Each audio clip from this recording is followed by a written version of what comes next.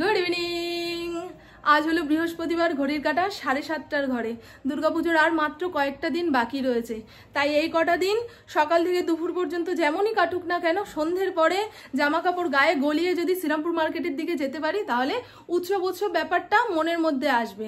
এবারে এই উৎসবের কথাটা শুনে আপনারা অনেকেই বলবেন, হ্যাঁ চারিদিকে বিচারের আন্দোলন চলছে আর তোমার মুখ থেকে উৎসবের কথা বেরোচ্ছে মামন। আপনারাও যেমন বিচার চাইছেন, আমিও বিচার চাইছি, তবে এত বড় একটা ঘটনার বিচার 1-1.5 মাসের মধ্যে হয়ে যায় না, হলেও বড় ঘটনার জন্য ছোট শাস্তি হয়ে যাবে। তাই সব কিছুকেই সময় দেওয়া দরকার। আর বিচারের কথা ভেবে আমরা তো সবাই ঘরে বসে নেই, কিংবা প্রত্যেক দিনের খাওয়া দাওয়া বন্ধ করে দিইনি। সবাই যে যার মতন আড্ডা মারছি, টিভি দেখছি, গান শুনছি, আমাদের জীবন যেমন চলার তেমনই চলছে। তবে বিচারের জন্য যতটুকু করা দরকার দেশের নাগরিক হিসাবে ততটুকু করতে রাজি। ঘরে বসে টিভিতে আন্দোলন দেখে অন্যের কমেন্ট বক্সে এসে বললাম, হ্যাঁ তোমার ঘরেও মেয়ে রয়েছে, বিচারের বদলে তুমি এখন উৎসব মানাচ্ছ। না বন্ধু, প্রত্যেক দিন নিজের মনকে ভালো রাখার জন্য যেটুকু আনন্দ করা প্রয়োজন এবছরে মানুষ সেটুকুই করছে। ঠাকুর দেখতে যাব না কেন? আমাদের আশেপাশে যে ছোটখাটো প্যান্ডেলগুলো হয়েছে, বাড়ির পুজোগুলো হয়েছে, সেখানে তো ঠাকুর দেখতে যাব। আজকে আমাদের পাড়াতে বিশ্বকর্মা পুজো উপলক্ষে বালক ভোজনের আয়োজন করা হয়েছে। বাচ্চাগুলো দৌড়াদৌড়ি করবে আর আমার ফোন তালে তালে চিৎকার দেবে। এখন সবে 7:30 মতো বাজে। 8টার সময় প্রভুর সঙ্গে দেখা করব। 7:30 থেকে 8টার মধ্যে যে আধা ঘন্টা সময়, এতক্ষণে আমি আমার বাড়িতে এই মিষ্টির প্যাকেটটা দিয়ে আসতে পারবো। বিশ্বকর্মা পুজো উপলক্ষে প্রচুর মিষ্টির প্যাকেট এসছে। কিছুটা সুজাতাকে দিয়েছি, কিছুটা আমরা খেয়েছি। আর হচ্ছে না ভাই, এরপরে মিষ্টি খেলে মরবো। আর প্রত্যেক বছর মানুষের মুখে শুনবেন যে পুজো পুজো ব্যাপারটা মনের মধ্যে আসছে না। কি করে আসবে বলুন তো? আমরা এখন সারা বছরই কেনাকাটা করি। আমাদের ছোটবেলায় বছরে 2বার কেনাকাটা হতো। পয়লা বৈশাখে ঘরে পড়ার জামা আর পুজোর সময় বিয়ে বাড়ি, অনুষ্ঠান বাড়িতে পরে যাওয়ার জামা। এখন মানুষ যেমন অনলাইনে কিনছে তেমন ঘুরে ঘাড়ে কিনছে। নতুনত্ব বলে কিছুই নেই। ইন্দ্র এর আগের দিন যে কাঠি ভাজা এনেছিল সেটার কিছুটা খেয়েছি, আর বাদ বাকিটা মায়ের বাড়িতে দিয়ে আসি। এই সমস্ত কিছু আমার মা খেয়ে দেখবে না। আমার খুড়তুতো ভাইয়ের বাচ্চা কাচ্চাগুলো রয়েছে, আমাদের সূর্য রয়েছে, এরা নাচতে নাচতে খাবে। আমার ঘরে অনেক খাবার জিনিস নষ্ট হয়। নষ্ট করার থেকে কাউকে যদি দিয়ে দিই না, মনের শান্তি। শুনতে পাচ্ছেন কেমন জোরে জোরে ভোজপুরি গান চলছে? গানের কথা কিছু বোঝা যায় না, শুধু মিউজিক। চলুন, মারাত্মক গরম লাগছে, দেখছেন কিভাবে ঘামছি। কি হচ্ছে বলুন তো?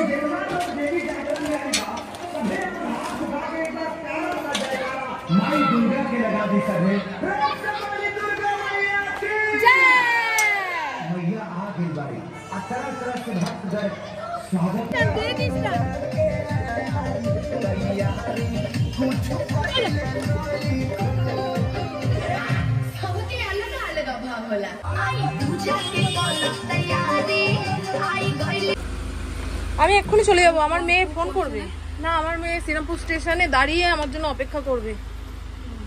পড়তে গেছে। এই নাও। ও মা, আসবো, আমরা আসবো। কদিন বাকি আছে আর তুমি ভালো জানবে, আমার মা ভালো করে জানবে। দেখেছেন কত অর্ডার নিয়ে বসে আছে। আর নিও না মা। তাই তো, জায়গা নেই, বাসা নেই, কাটতে অসুবিধা। মা কতদিনে শেষ করবে? দেওয়ার সময় গছিয়ে দিয়ে যাবে, নেওয়ার সময় যদি না পায় তখন গালাগালি দিয়ে যাবে। এরকমই হয় মায়ের সঙ্গে প্রত্যেক বছর।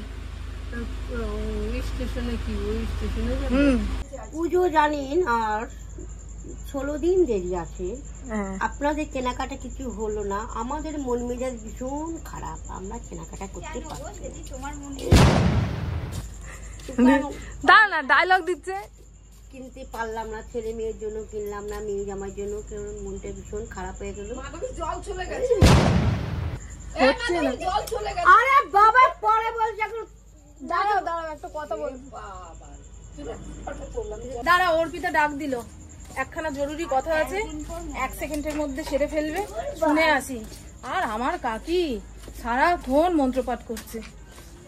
ওনাকে নেবো কি ক্যামেরাতে?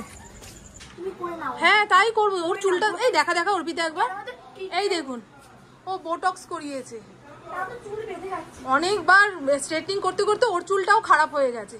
এই বোটক্সটা করিয়ে নিলে ভালো হলো, আমিও তো তাই ভাবছি। আমি তোমাকে কবে থেকে বলবো ভাবছি, আর ভুলে যাই। আচ্ছা ঠিক আছে, এটা নিয়ে গেলাম। হ্যাঁ হ্যাঁ হ্যাঁ ঠিক আছে ঠিক আছে ঠিক আছে। ওর মুখ থেকে যখন খোঁজ পেয়েছি যে অফার চলছে, যাই। হ্যাঁ ঠিক আছে, আমার ঠাকুমা রয়েছে, হ্যালো হাই করে যাই। ও ভাই কেমন আছো? কি গো কেমন আছো? ঠাকুমার সঙ্গে সবে দুটো কথা শুরু করেছি, আমার মেয়ে ফোন করলো, ও মা আসো হয়ে গেছে। ও মা টাটা আসলাম। হ্যাঁ এর পরের দিন পুপুকে নিয়ে আসবো, তখন পুজোর খরচা দিয়ে দিও। মা আমার হাতে দিচ্ছিল, আমি বললাম না, পুপুর জামা কেনার টাকা পুপুর হাতে দিও, খুশি হবে। আমি নিয়ে গেলে বলবে হ্যাঁ তোমাকে কে আনতে বলেছিল। মায়েরও তো ইচ্ছা করে, মা ভাবে বাবু যতদিন ছিল বাবু গিয়ে পুজোর খরচা দিয়ে আসতো, এখন বাবু নেই। শ্রীরামপুর স্টেশন যাবে? হ্যাঁ হ্যাঁ পিসি চন্দ্রতেই নামবো। এখন তো ভেতর দিকে যাওয়া যাচ্ছে না, না? আচ্ছা চলুন ওখানেই নাম। হ্যাঁ হ্যাঁ 6টা থেকে 7:30 পর্যন্ত শ্রীরামপুর মার্কেটে খুব ভিড় থাকে। 8টার পরে ভিড় আস্তে আস্তে কমে, কারণ দোকানপাট বন্ধ হওয়ার সময়। আর দেখেছেন রাস্তার দুই ধারে কত সুন্দর দোকান লাগিয়েছে। এই সমস্ত দোকানিদের থেকে যদি কেউ না কেনে,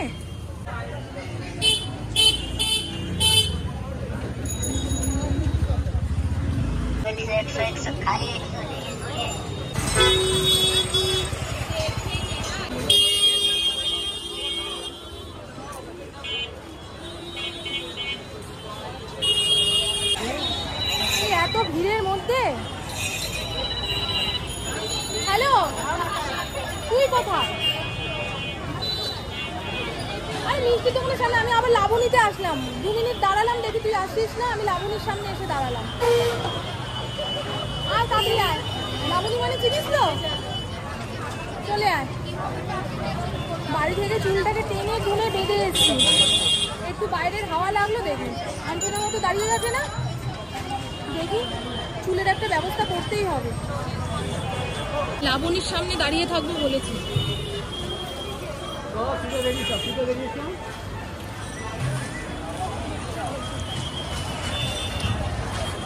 তুই ওই দিকে, আমাকে বলছিস মিষ্টির দোকানের সামনে। মানে এক জায়গায় দাঁড়ায় আর এক জায়গায় ঠিকানা দেয়। চ চ চ চ, কত রাত পর্যন্ত দোকান খোলা থাকবে? দেখেছেন রাস্তাঘাটে বেরোলে বোঝা যায় পুজোর কেনাকাটা কেমন চলছে না চলছে। ঘরে বসে থাকলে ওই উৎসব মনেই হবে না, তাই না? আজকে শপিং করতে এসে এই দর্শকের সঙ্গে দেখা হয়ে গেছে। ইনি তো আমার বন্ধু, আর দাদা হচ্ছে আমাদের ইন্দ্রর পরিচিত, রাইফেল ক্লাবের সদস্য। সেই হিসাবেই পরিচিত, কিংবা ছাত্র রাজনীতি করেছে যখন কলেজ লাইফে, তখনকার চেনা। আচ্ছা হ্যাঁ হ্যাঁ হ্যাঁ হ্যাঁ হ্যাঁ, আর আমাদেরকে আরো বেশি এনার্জেটিক। হ্যাঁ আসলাম, হ্যাঁ আসলাম, চলো বাবা।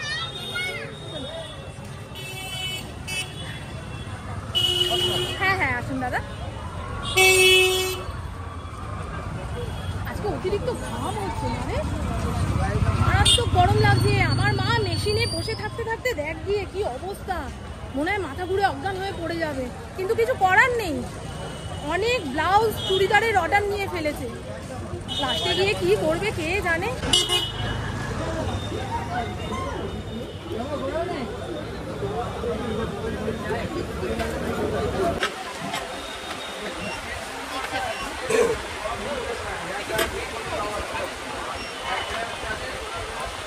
এই সমস্ত দোকানে একটু সকালের দিকে কিংবা দুপুরের দিকে আসতে হয়, ফাঁকায় ফাঁকায় জিনিস দেখে নেওয়া যায়।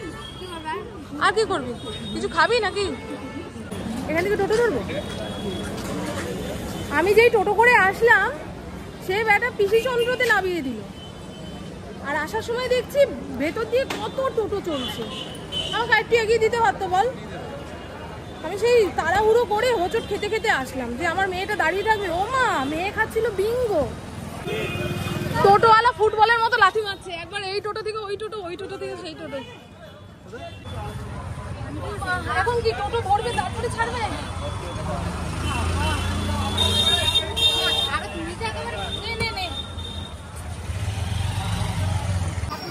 এই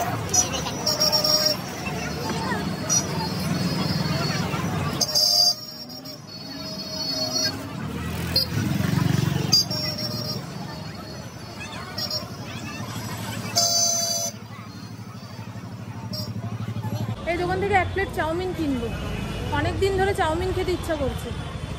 বাড়ির চাউমিন আর রাস্তার চাউমিন অনেক তফাৎ। শীতকালে বাড়ির চাউমিন ভালো লাগে। চলুন চলুন বন্ধু, রাতের খাবার নেওয়া হয়ে গেছে। এখন আমরা প্রত্যেক দিন কেনাকাটা করতে বেরোবো। ফেরার পথে এই সমস্ত খাবার নিয়ে ফিরবো। খেতে খেতে পুজোর সময় আমাদের দেখবেন কুমড়োর মতো হয়ে গেছি ফুলে। ও আমার পুকুরতে আবার খাওয়া গায়ে লাগে না। আমাদের ইন্দ্রকে অত চিকন চাকন দেখে আপনাদের মনে হতে পারে ইন্দ্র তো মেপে ঝুপে খায় বলেই অত সুন্দর চেহারা, না, এরা সবাই সব খায়, এদের গায়ে লাগে না। আমার ছোট ননদ, বড় ননদ, শাশুড়ি মা সব বোগা পাতলার দিকে। আর আমি দেখুন আমার মায়ের চেহারাটাও ভালো, বল আমি এরকম হয়ে গেলাম কেন কি জানি। বাবাও তো মোটা ছিল না। প্রাণ টোস্ট আছে? প্রাণ টোস্ট হ্যাঁ, তো মাথা নাড়লেন কেন?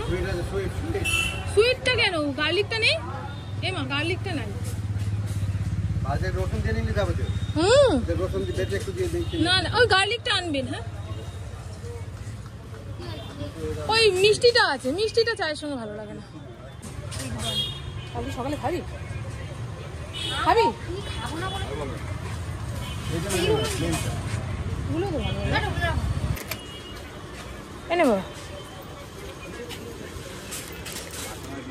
আর এই তো বন্ধু, খুশির বাস বাঁধা হয়ে গেছে। এখন চারিদিকে কাপড় জড়িয়ে প্যান্ডেল কমপ্লিট করতে পারলেই মা দুর্গা চলে আসবে।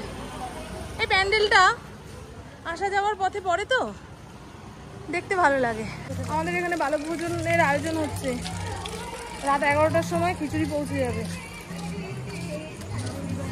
বাহ, ভালোই গান চালিয়েছে তো। আমি যখন বাড়ি থেকে বেরোলাম গাক গাক করে ভোজপুরি গান চলছে। আমি এই কেলো করেছে। বালক ভোজনের কথা শুনে যে দৌড় মারতে তুমি। না রে বাবা রে, কিছু তো কি আমি জানি জীবনে পা ফেলতে আমি তো ফেললে পড়ে আছি। আমাদের এখানে বালক ভোজনের চেয়ার টেবিল পেতে দিয়েছে।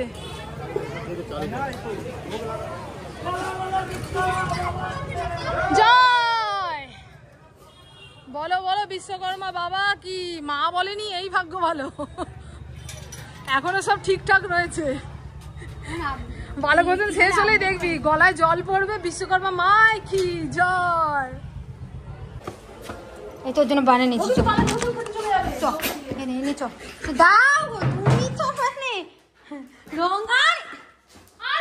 তুমি তো মানে রঙ্গ দেখবে তারপরে। দেখো দেখো দেখো দেখো কি এনেছিস তোরা? হ্যাঁ তোরা কি এনেছিস? হ্যাঁ, রাস্তার ছেলেগুলো বালক ভোজন খাবে বলে দৌড়াদৌড়ি করছে। আমারও যেতে ইচ্ছা করছিল। এই দেখুন আমার বউ এই কালারের একটা লিপস্টিক কিনেছে আর একটা ডার্ক শেডের লিপস্টিক কিনেছে। আর আমি এই হেয়ার কালারটা এনেছি। সামনের চুলগুলো এমন ভাবে পেকেছে না, টাকলু টাকলু দেখতে লাগে। কালকে সকালেই এটা মাথায় চাপিয়ে দেবো। হ্যাঁ, মেয়ের রক্ত রিপোর্ট দেখে কি বললো? সব বাইরে খাওয়ার, জলটা খেতে বলেছে, টাইমিং বডি করতে বলেছে, টাইমিং ঘুমাতে বলেছে। ঠিক আছে, ভালো তো। কোন নিয়ম 8-10 ঘন্টা ঘুমাতে বলেছে। আচ্ছা, এখন ভাত তরকারি যেটুকু বাঁচবে গুছিয়ে গাছিয়ে ফ্রিজে তুলতে হবে। রাতের সবচেয়ে বিরক্তিজনক কাজ হচ্ছে এইটা, জানেন? যতই টায় টায় রান্না করি না কেন, একটু না একটু থাকবে। চলুন হ্যাঁ দেখাই আপনাদের। বালক ভোজনের খিচুড়ি টেলটেলে হয়েছে, একটু ঠান্ডা হলে জমে যাবে। নাও ইন্দ্র, কতটুকু খাবে নিয়ে নাও। খালি গায়ে রয়েছে। কি হয়েছে তাতে? সালমান খানও তো খালি গায়ে থাকে, বডিটা তো বানাতে হবে। বডি নেই আবার কি বলেছে? বডি নেই কি? হ্যাঁ, ভাত খাওয়া বডি। হ্যালো হ্যাঁ মা, দিদি মা কই? হ্যাঁ ভালো আছি।